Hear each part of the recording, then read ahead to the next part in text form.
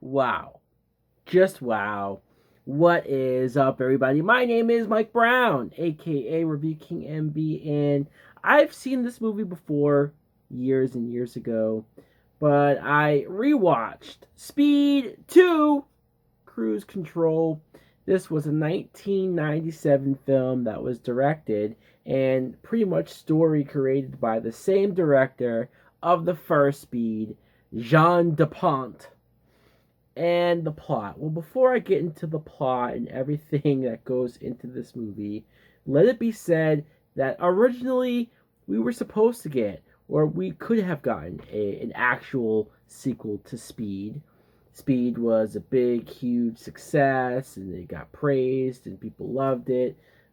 Great action film. And they expected Keanu Reeves to come back, but even he read the script and said, no, I'm going to turn down like $12 million to not do this movie. And here's a guy who did the Matrix sequels. And like he's not devoid of doing bad movies, but even he knew to stay away from this.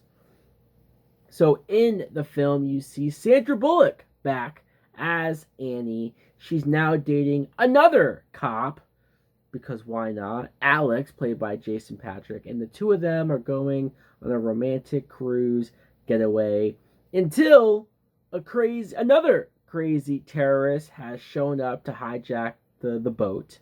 And he has bombs rigged, and he's configured the boat to go really, really fast, because cruise ships are known to go fast. What do I think of Speed 2 Cruise Control? Man, this film absolutely stinks. It's bad. It's so bad. Seeing at the beginning of this movie where they explain where Keanu Reeves' character is, Jack, how him and Annie didn't work together. The relationship didn't work. So now she's dating this new guy. I know that this is what they felt like they had to do, but it's not more prevalent to when you see Sandra Bullock dating another guy, when you see Jason Patric as the new lead action guy.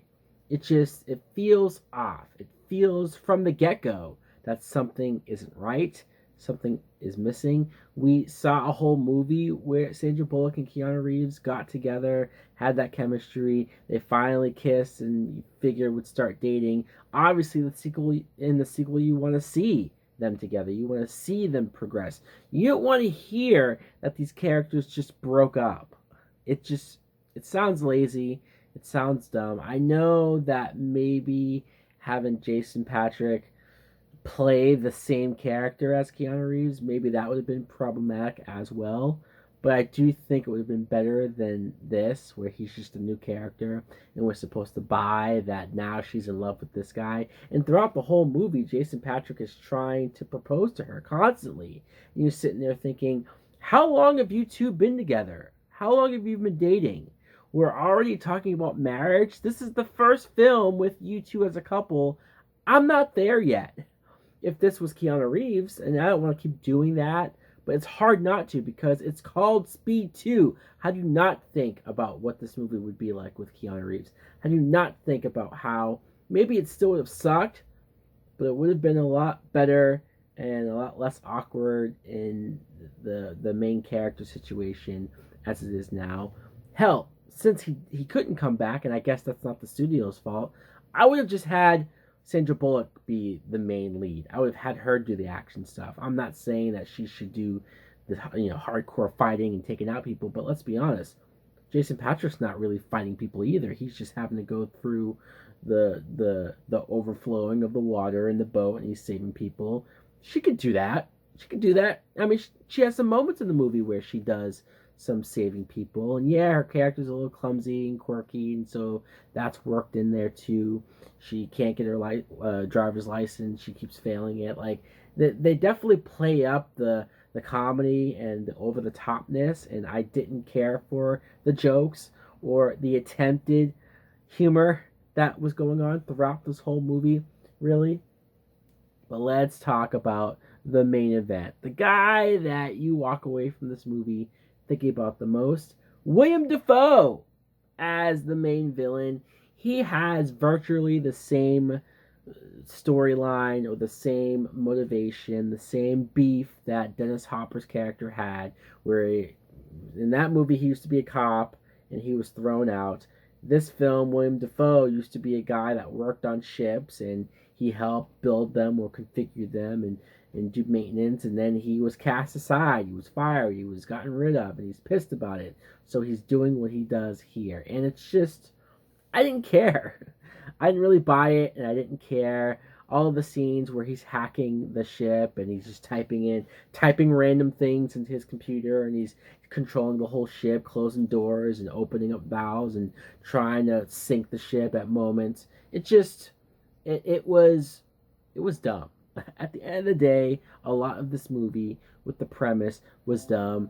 Even like I said, the idea that this cruise ship, is supposed to be going fast. I'm not saying that cruise ships aren't capable of going maybe a little fast, but watching it on film, watching it in a movie, watching the ship supposedly going so fast that everyone's freaking out, but when you see it in the water on screen, it looks like it's going slow as fuck. It eliminates all of the tension. It eliminates all of that high risk factor that first movie had. You're sitting there bored to tears because the action's kind of non-existent. The only real big action is that last 20 minutes or so where the boat is crashing into the town. Okay, fine. Like I said, the biggest problem that this movie has is that it's boring. It's boring, and that sucks because I like Sandra Bullock. I even like William Dafoe. He's a good actor. He's even a good villain. There are moments where he has these crazy eyes and crazy faces to where you're like, yeah, in a better movie, he would totally work as a villain. There was a scene too later on where he's laughing and you could tell that like something bad's about to happen, and he's laughing maniacally, where I went like, yeah, he could totally play the Joker. If he was younger, like, yeah, cast him as the new Joker right now because of this performance. I'd be okay with it. He even has some scenes where he puts leeches onto him. At first I thought, or I remembered as a kid, that it was just some random thing that he did. He does have a line though where he says that like he's sick and he only has a year to live, but the leeches are sucking out the poison blood, so he might have more time. I don't know. It was a weird, goofy explanation. Ultimately, the leeches were not needed, not necessary. This movie just fails. It fails on so many levels. It's not thrilling. It's not exhilarating. It's not exciting. You don't care about the characters as much. Sandra Bullock and Jason Patric don't have the chemistry that her and Keanu Reeves had, so you don't care about this relationship. You don't care about whether or not they're going to get engaged. A lot of these other side characters, you don't care really what happens to them. Not like you did with the people who were on the bus. They have this side plot of this young deaf girl who has a crush on Jason Patric, and so she needs to be saved, and it was pointless. This movie also does a lot of recreating and redoing the first film. I know some sequels do that, but this was so blatant, so in your face. Not only does William Dafoe kidnap Annie, Sandra Bullock's character, just like Dennis Hopper did, and you have to do the whole thing of Jason Patric trying to get her back. It's like, we've been there, done that, but they even bring back the same black guy, the same actor from the first movie that Keanu Reeves took his car so that he could hop onto the bus.